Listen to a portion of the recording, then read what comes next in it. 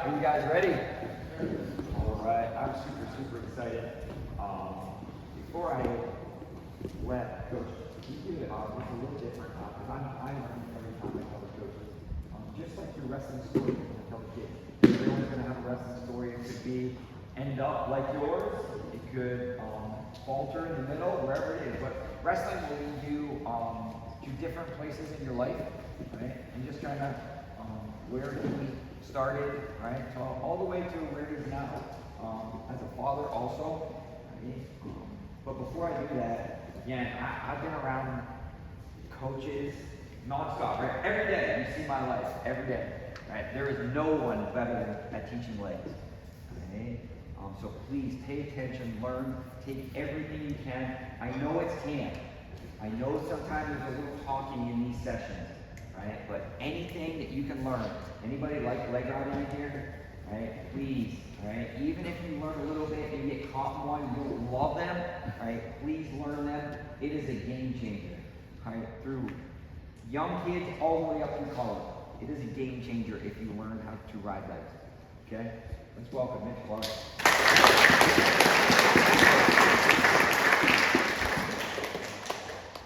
You want me to tell my story first? Yeah. Just maybe it could be like 2 minutes, 5 minutes, just kind of when you started. Yeah. So who got you into it? That kind of thing. So it's funny you do that because I went to a clinic last year where Sasso was teaching, and he started with a story. I'm like, this is odd, right? Because it's technique first usually, then the story at the end. So my dad, when I took second in the NCAAs, my junior year, he said, you got a good story. If you win the NCAA title next year, I'll hire you an author, and he'll live with you for a couple months. And I think you have a good story to tell. And so, ironically, when you say that everyone's got a story, I think everyone should tell their story, because there's a lot to be learned from everyone in everyone's journey.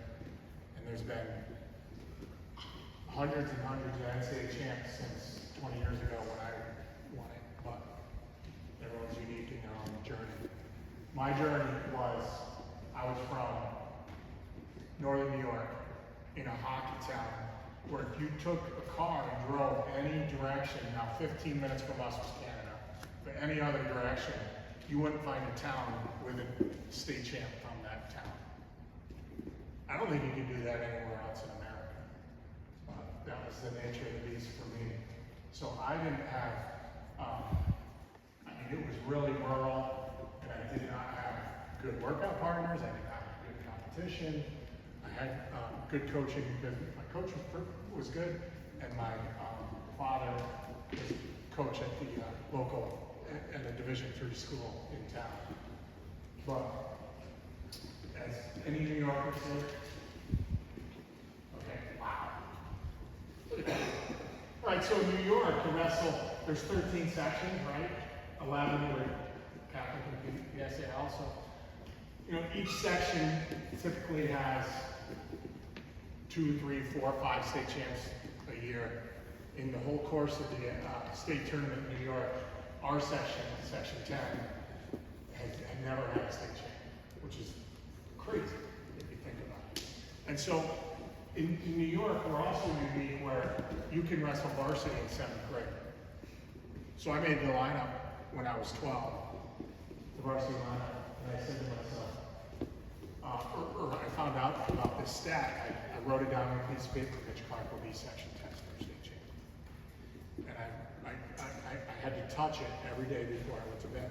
And the caveat to that was I had to do something that day to get closer to being a state champ. I had to do at least one thing, right? So it's always in the back of my mind.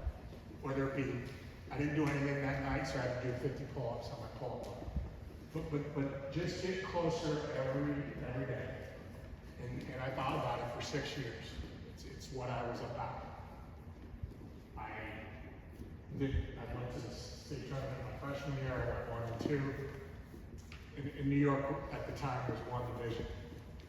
So it was a tough state to win. Sophomore year I took 4th. Junior year, I took second. But I still had trouble with those Long Island schools and the big schools, and kind of felt like it just kind of like like I didn't deserve it because I was from a small area and Section 10 didn't produce champions. And so I really took that summer between my junior and senior year, and I worked. I was down 9 days, like you guys are doing right now. I do 21-day guys. You're probably tired. Just understand.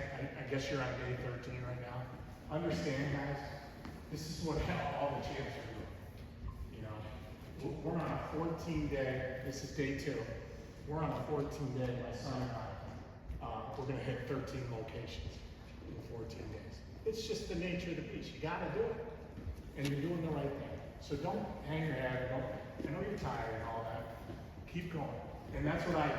But then I walked in November into the wrestling room, and I didn't even have to work that hard. I didn't even have a guy to drill.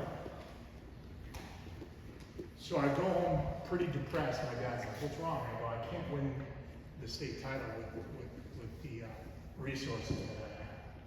He said, "I've been thinking about it. I'm gonna, you and I are gonna drive to Montreal, Canada 3 times a week. 5 hours round trip." And this is back when USSR, Soviet Union, like deep-rooted communism. So a lot of these Russians defected and came to Canada, specifically Montreal.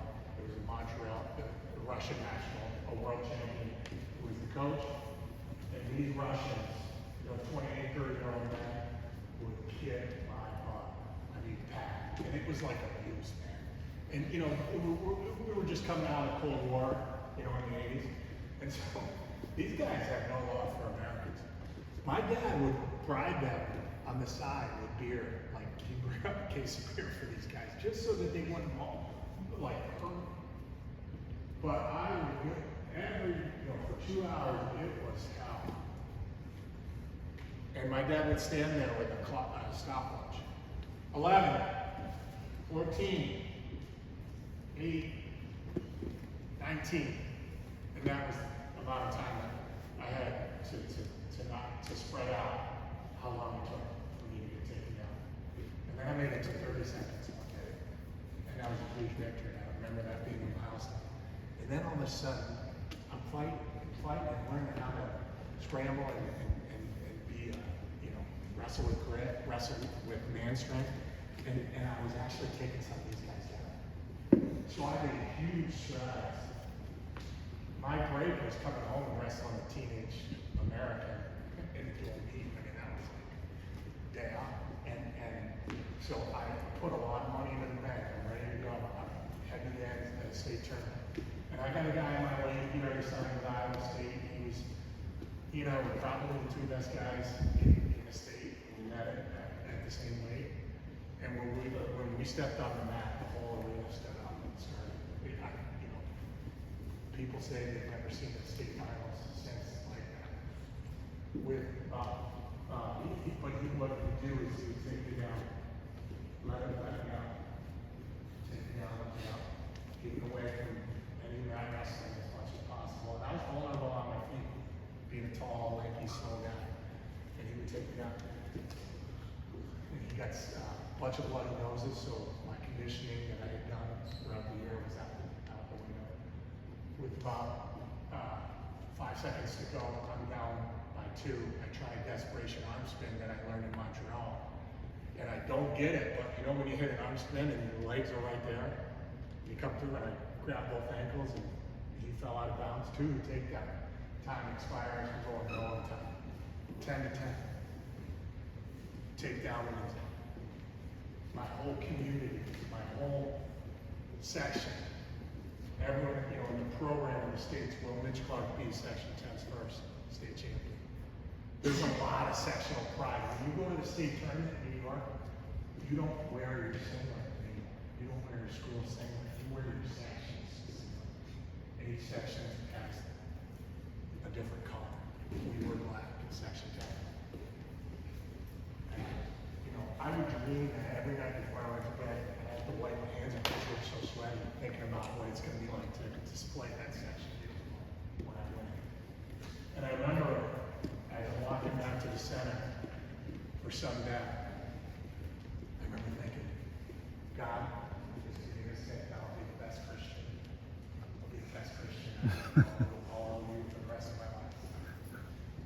And we get into a scramble, 40-second stand. I take a bad shot, come up out of my stance, he blasts me, and took me down. And when he took me down, the place goes nuts. Like, you know, it just was just a great thing to be a part of. Unfortunately, I lost, but when he takes me down, all I heard was this. Even though the place is going crazy. I shake his hand, I run into the darkest place in that arena and cried my eyes out. And I cried myself to sleep for a week straight after that.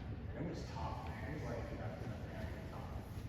Because I knew it. I had 6 shots at it. And the last one, I had no more shots.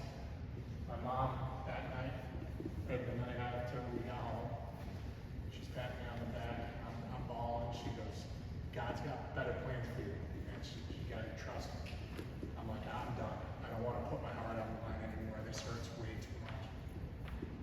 Hurts way too much. And so 3 weeks later, I go to high school nationals.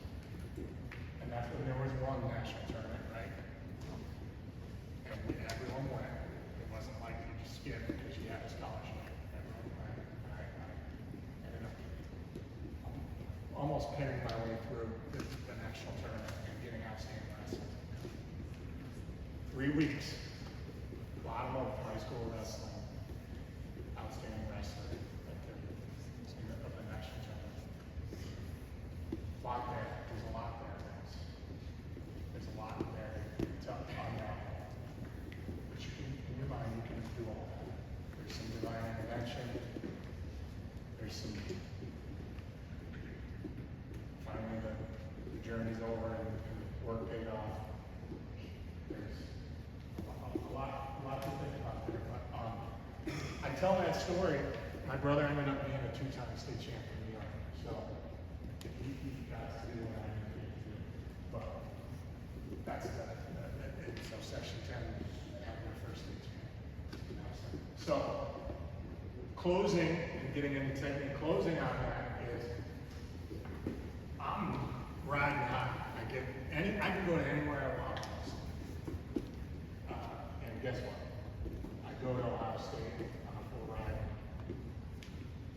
3 months in, I'm academically ineligible. I'm starting on my rest of the year. Right?